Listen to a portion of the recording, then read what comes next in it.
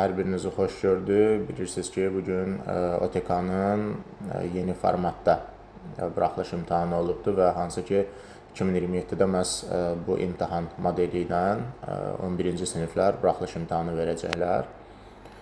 Suallara nəzər salaq, görək bugünkü imtahan necə keçib, sualların izahına və yeni formata bir ətraflıca baxaq. 56-cı sualdan başlayırıq. Bu definition sualıdır. Ümumiyyətlə, ilk suallar qrammatik suallardır və bunlar vərdiş elədiyimiz suallardır. Yəni, burada fərqli bir sual tipi yoxdur. Disturb narahat eləməkdir. Interact əlaqə yaratmaqdır. Guide isə bələdçilik eləməkdir. Və 56-cı sualda doğru cavabımız məhz burada B variantıdır. 1-ə B uyğun gəlir. Disturb və interrupt, elə interrupt birinə mane olmaq və disturb ilə mane olmaq narahat eləməkdir. Interact sözü ilə də C variantındakı communicate variantını uyğunlaşdıranda variantlar bir-birinə uyğunlaşır. Və guide də bələdçilik eləməkdir ki, to show somebody the way, yəni kiməsə yolu göstərmək. Keçirik 57-ci suala. Bu mübtəda xəbər uzlaşması testidir və burada birinci nümunədə violence in video games. Burada bir in var, söz önü var və söz önü olan nümunələrdə biz söz öndən əvvələ baxırıq. Violence tək isimdir və xəbərimiz isə encourage cəm xəbərdir. Hansı ki bu encourages olmalıydı, sonunda isə olmalıydı və bir səhvdir. 2-də there are great news. News sayılmayan isimdir və xəbəri təkdə olmalıdır, amma are cəm xəbərdir deyə 2 də səhvdir. 3-də entering the university, ümumiyyətlə gerund ilə olan nümunələr, yəni ing ilə başlanan nümunələrin xəbəri təkdə olur və bu ing-yə görə buradakı həz də düzgün cavabdır. Və 4-də də eynisini görürük. Burada da playing var və yenə ing gerund nümunəsidir və yeni xəbəri təkdə olmalıdır və burada da diqqət edirsinizsə xəbər makes məhz təkdədir. 3-4, yəni B variantı doğru cavabımızdır. Sual 58-ə baxırıq. Bu modal feil testidir. İlk olaraq A variantını siləcəyik, çünki should to ilə işlənən bir modal feil deyil. Və ardıca da D variantını siləcəyik, çünki şəxsimiz you-dur və you-la da biz has to yox, have to işlədə bilərik. Ona görə bu da səhvdir. B isə Y variantları qalır və diqqət edirsə C və Y variantları inkar, B variantı isə təsdiq cavabdır. 2 inkar, 1 təsdiq, çünki C və Y variantları məna olaraq da eynidir. Və bu səbəbdən də doğru cavabımız B variantı olur ki, tərcümə ilə də bunu görürük. Yaxınlıqda məktəb var və ona görə də yavaş sürməlisən. Sual 59-a baxırıq. Burada bir sifət zərf testi görürük ki, birinci nümunədə verilibdir. Bu sifətin adi dərəcəsinin əlamətlərindən biridir. Birinci tərəf adi dərəcə olmalıdır. Ona görə A variantını, C variantını və D variantını silirik. Sadəcə B və Y variantındakı testi ehtimalları qalır. İkinci tərəfdə isə match var. Match isə tam tərsinə müqayisə dərəcəsinin əlamətidir və Y variantında most üstünlük olduğuna görə bunu da silirik. B variantının ikinci tərəfi more delicious doğru cavabımız olur. Sual 60-a baxırıq. Bu bir söz önü sualıdır və burada da these workers participated in the construction of a mosque. Yəni məscidin tikintisində, məscidin o in hissəsi of ilə ifadə olunur ikinci hissədə. Birinci hissədə isə participated in şəklində istifadə edirik doğru cavabımızı və ən axırıncı hissədə isə in the city center, yəni şəhərin mərkəzində və doğru cavab bu ardıcılığa uyğun şəkildə 60-cı sualda məhz B variantı olur. Davam edirik məhz 61-ci sualla. Bu da bir definition sualıdır və a result of a situation or an action. Yəni, hər hansısa bir situasiyanın və yaxud da hərəkətin nəticəsi və burada da doğru cavabımız yenə B variantındakı consequence, yəni nəticə sözüdür. Passion, həvəs, istəkdir. Claim, iddia eləməkdir. Proof, sübutdur. Intention isə niyyətdir və doğru cavab burada B variantı olur. Gəlirik 62-ci suala. 62-ci sualın əslində çox bəsit bir həlli yolu var, qısa olaraq. İkinci tərəfdə give bir əmr cümləsidir və bilirik ki, əmr cümlələrində qayıdış əvəzliyi ya yourself ya yourselves olur ki, əvvəldə də onsuz da bizə if you want nümunəsində yenə you verilibdir və bu səbəbdən də testimizin doğru cavabı Y variantındakı everything və yourself hissəsi olur. 63-cü suala baxırıq. Burada birinci nümunədə last var və məhz bu səbəbdən bizə past simple lazımdır, yəni moved variantı lazımdır. Ona görə B, D və Y variantlarını silirik, A və C variantları qalır. Və ikinci tərəfdə isə diqqət edirsə since last year var, yəni keçən ildən bəri, keçən ildən bu günə qədər. Və hərəkət bu günə gəlib çıxdığına görə bizə burada indiki bitmiş və ya indiki bitmiş davam edici zaman lazımdır. Yəni have haslə olan zamanlar lazımdır. Və məhz bu səbəbdən də 63-cü sualın cavabı da C variantı olur. 64 passive voice, yəni məchul növ sualıdır. İlk olaraq cümlənin zamanına diqqət edərsək ki, burada has solved indiki bitmiş zamandır. Bu məchul növdə have been və ya has been olmalıdır. Və cümlənin də the problems ilə başladığını nəzərə alsaq, cəm isim olduğunu nəzərə alsaq, əlimizdə have been versiyası qalır. Və the problems have been nümunəsi bir dənə 64-cü sualda məhz B variantında var və doğru cavabımız elə B olur. 65-ci sual, deforestation is a serious problem. Ümumiyyətlə bir şeyi təsvir edərkən istifadə olunan article məhz an article'ıdır.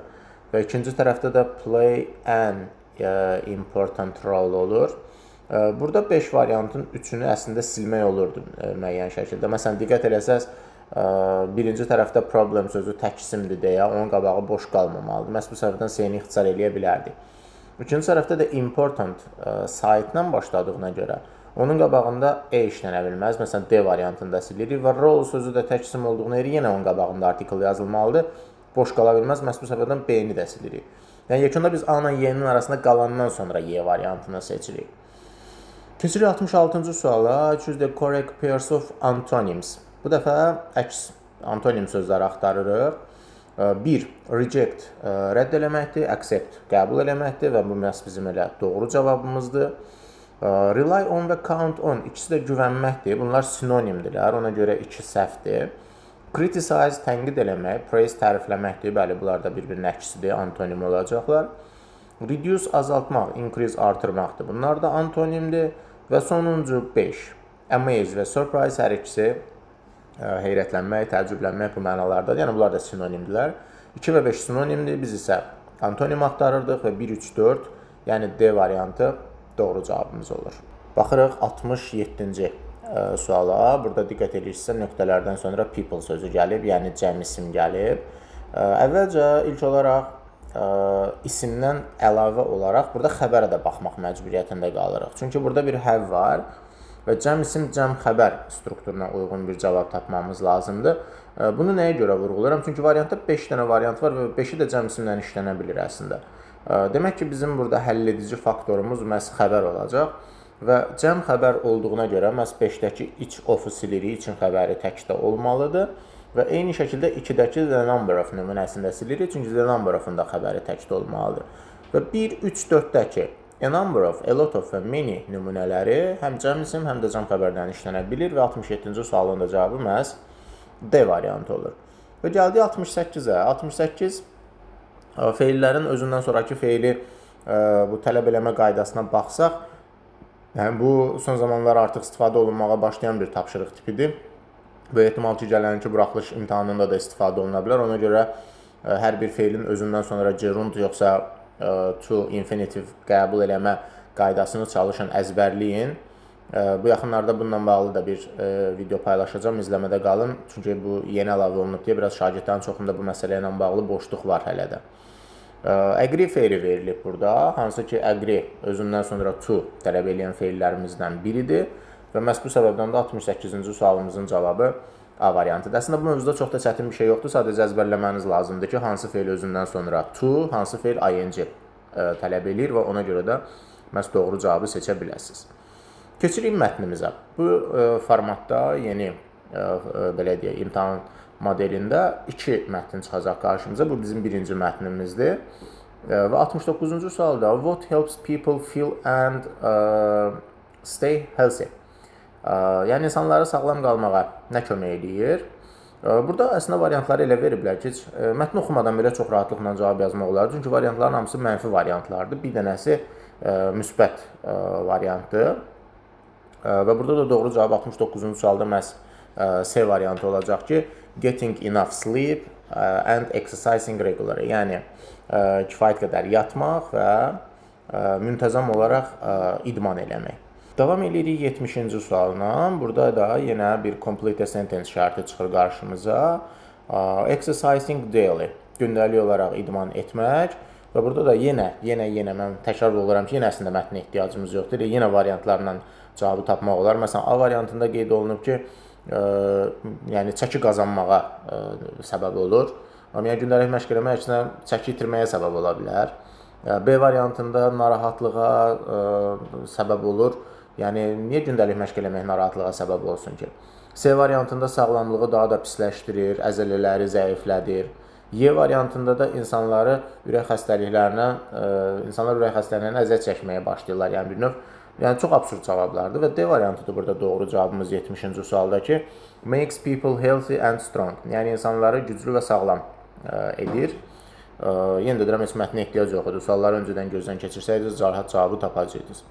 71-də the passage is mainly about mətn nə haqqındadır? Burada da mətn ümumilikdə gündəlik olaraq məşq eləməyin faydalarından danışırdı və 71-ci sualımızın da cavabı məhz C variantı olacaq ki, the importance of exercising. Və gəlirik sonuncu true-false şərtimizə. Birinci nümunədə exercising regularly prevents physical strength and emotional well-being. Yəni müntəzəm olaraq məşq eləmək fiziki gücü və emosional olaraq gücü rədd edir, yəni bir növ mane olur buna. Əlbəttə ki, bu səhvdir. Əksinə mətndə vurğulayır ki, davamlı idman eləmək bunları yaxşılaşdırır. 2. Chemicals that bodies create make people delighted. Bu elə mətndə də verilən bir cümlədir və bizim ikinci nümunə düzgün cavabımızdır. 3-də even if people start with small actions they can get results. Bu da düzgün cavabdır. Mətndə də qeyd olunur ki, yəni ən kiçik addımlar belə, bax birinci abzasın hətta son cümləsidir ki, but even small activities can bring positive results. Yəni kiçik addımlar belə, kiçik fəaliyyətlər belə müsbət nəticələr gətirə bilər. Və 3 də doğru cavabımızdır. 4-də isə people must go to the gym instead of walking. İnsanlar gəzmək əvəzinə idman zalına getməlidirlər. Bu yanlış cavabdır. Bu da ikinci abzasın diqqət eləsəz son cümləsidir ki, people don't need to go to the gym to stay active. Yəni insanlar aktiv qalmaq, fəal qalmaq üçün idman zalına getmək məcburiyyətində deyil, yəni ehtiyacları yoxdur. Adi xırda fəaliyyətlər belə bunu qarşılayır. Və 72-ci sualın doğru cavabı da deməli false, true, true, false ardıcıllığındadır. Keçirik ikinci mətnimizə və ikinci mətnimizdə isə biz Füzuli hava limanı ilə bağlı bir mətn görürük və bu mətnin də variantlarına baxsaq, məsələn 74-cü sualda, daha doğrusu 73-cü sualda the passage is mainly about mətnin haqqındadır və burada 73-cü sualda doğru cavabımız elə məhz ilk variantımız olan A variantıdır ki, the modern airport in Qarabağ, yəni Qarabağdakı müasir hava limanı. 74-də baxırıq. 74-də bizdən sadəcə düzgün fikri istəyir. A variantında Füzuli Airport serves only to carry people from place to place. Ümumiyyətlə çalışın dostlar, bax bunu dinləmə nümunələrində hər zaman qeyd edirik ki, only ilə olan nümunələr 99%-də yanlış olan nümunələrdir ki, hətta bu günə qədər demək olar heç doğru halını da xatırlamıram ki, düşsün. Düzdür, hər ehtimal yenə də nəzərinizdə saxlayın, amma only məhdudlaşdırıcı bir cavab olduğu üçün təkcə only da deyil. Only, never, always, all, everything. Bu tip nümunələr ya gücləndirici, qüvvətləndirici ya da məhdudlaşdırıcı cavablar olduğu üçün bunlar əksər hallarda yanlış ehtimallar olur. B variantı düzgün cavabımızdır ki, Füzuli hava limanı müxtəlif regionları və hətta dünyanı birləşdirir, əlaqə yaradır. Bu məsələ bizim 74-cü sual B variantımızdır. C variantında yenə Füzuli Airport prevents the development of business, biznesin inkişafına mane olur, qarşısını alır. Bu da absurd cavabdır, heç bunun üçün mətnə ehtiyacımız da yoxdur. 74-ün D variantında da Füzuli Airport was built in the past. Baxmayaraq ki, deyir keçmişdə tikilib, amma o keçmişdə tikilməyib, yenidir. Və sonuncu Y variantında isə outside of the terminal verilib, amma inside olmalıydı orada, yəni kənarda deyildi, içəridə idi, qeyd olunan gözləmə yerləri, gömrük xidmətləri falan hamısı terminalın içərisində idi. Ona görə Y variantı da yanlışdır. 75-ci suala baxırıq. Burada bir draws business people to the region. Yəni biznesmenləri regiona çəkir. Bəli, bu düzgün cavabdır. Helps create new job opportunities. Bu da düzgün cavabdır ki, orada hətta mətndə belə bir cümlə var idi ki, təkcə yəni insan daşımaqla məşğul olmur, hətta yeni iş imkanları yaradır. Ona görə 2 də düzgün cavabdır. 3-də supports the world's agriculture. Bu yanlış cavabdır. Yəni belə bir fikir verilməmişdi mətnimizdə. Və 4-də də separates the region from neighboring districts. Əksinə separate ayırmaqdır, amma regionu ayırmır, birləşdirmək üçün yəni xidməti var. Ona görə 4 də yanlışdır. Və 1-2, yəni D variantı 75-ci sualda doğru cavabımızdır. 76-cı suala baxırıq. Burada yenə true false sualı bizim qarşımıza çıxır ki, birinci suala baxanda modern technology helps maintain safety at the airport. Bəli, aeroportda təhlükəsizliyin təmin edilməsi üçün müasir texnologiya kömək edir. Bu düzgün cavabımızdır. 2-də the airport improves transportation between the region and the world. Həm region, həm də dünyadakı yəni belə deyək də transportasiyanı, yəni daşınmanı inkişaf elətdirir. Bu da düzgün cavabdır. 3-də there are no parking. Bax, bu bayaq dediyim o never tipli bir cavabdır və yanlış cavabdır. Bəli, parking var, amma burada yoxdur deyir. Və 4-də isə despite its safe runways, the airport cannot receive different types of aircraft. Amma mətndə bunun tam tərsi qeyd olunur ki, müxtəlif növ təyyarələri yəni qəbul edə bilir. Və 4 də yanlış cavabdır. Bu mətnimizin doğru cavabı isə true, true, false, false ardıcıllığında oldu. 77-ci sualdan etibarən dinləmə mətni çıxır qarşımıza. Mətin Frida Kahlo haqqında idi ki, o da məşhur bir rəssam idi. Və məhz bu səbəbdən də 77-ci sualda the passage is mainly about mətndə haqqındadır. Burada doğru cavabımız C variantıdır ki, a famous painter's life and activity. Yəni məşhur rəssamın həyatı və fəaliyyəti. Davam edirik növbəti 78-ci sualından ki, burada qeyd olunub ki, nəyə görə Frida Kahlo özünü çəkirdi? Və mətndə də belə bir cümlə var ki, o özü deyir, hətta ki, mən özümü ona görə çəkirəm ki, adətən tək oluram və ən yaxşı tanıdığım fiqur da məhz mən özüməm. Və ona görə də 78-ci sualın doğru cavabı B variantı olur. 79-cu sualda burada complete the sentence şərtidir. Frida Kahlo used a mirror above her bed. Yəni yatağın üzərində güzgüdən istifadə eləyirdi. Və bunun səbəbi nə idi? Burada doğru cavabımız dostlar D variantıdır ki, to paint her face and body. Yəni məsələn bu variantlar artıq bir izahlıq bir variantlar deyil. Bunları mətndə fakt olaraq eşidib dəqiqləşdirməmiz lazım idi. Və cavabımız D variantı olur. Və son olaraq gəlirik true-false formatına. Bir, Frida Kahlo began painting while recovering in bed. Mətndə demək olar birə-bir səsləndirilən bir cümlə idi. Yəni bir düzgün cavabdır. Və 2-də də Frida's style was different from others. Adətən bu tip cavablar doğru cavablar olur. Çünki kimisə haqqında danışırıqsa, əlbəttə ki, onun tərzi müxtəlif olmalıdır, daha doğrusu fərqli olmalıdır deyə. Və 2 də düzgün cavabdır. 3-də Frida was a very strong girl yazır. Uşaqlığı in her childhood. Uşaqlığında çox güclü bir qız idi, amma tam tərsinə uşaqlıqdan xəstəlikləri var idi. Və 3 bizim burada səhv cavabımızdır. Və 4-də isə now Frida Kahlo is considered one of the most important artists of the 21st century. Mətndə uşaqlar 21-ci əsr yox, bu cümlə deyilir birə-bir. Amma 21-ci yox, 20-ci əsr olaraq qeyd olunur və burada da 4 də yanlışdır və 1-2 doğru, yəni true, true, false, false ardıcıllığındadır. Və gəlirik 81-ə. Instagram səhifəmdə dostlar, sualların hamısının doğru cavabını verəcəm.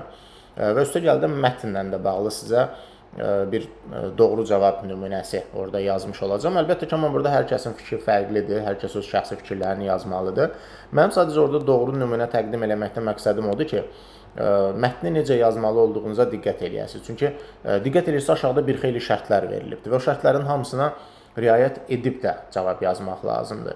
Girişiniz olmalıdır, bir fikriniz olmalıdır, əks bir fikriniz olmalıdır. Çünki burada başqalarının da fikirlərini qeyd eləmək. Baxın, diqqət edirsiniz, state both side of the argument. Yəni, məsələnin, argumentin hər iki tərəfini qeyd eləmək lazımdır.